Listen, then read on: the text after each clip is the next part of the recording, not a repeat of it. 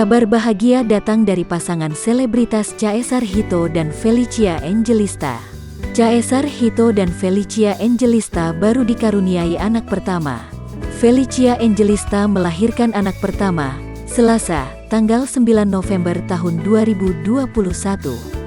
Felicia Angelista mengumumkan kabar bahagianya di unggahan foto Instagram.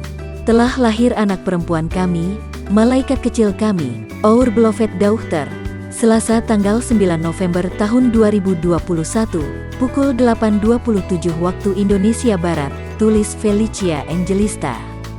Felicia Angelista dan Caesar Hito memberikan nama anak pertama mereka dengan Graziella Bibel Emanuela. Mengucap syukur atas firman Tuhan dan penyertaannya yang menjadi nyata, tulis Felicia Angelista. Felicia Angelista merasa kehadiran Graziella Bibel Emanuela menjadi berkat dan sukacita dalam pernikahannya dengan Caesar Hito dan keluarga besarnya. Bibel, terima kasih nak, kamu membuat hari-hari dan hidup Papoy Mamoy akan jauh sangat berarti. We love you forever Bibel, tulis Felicia Angelista.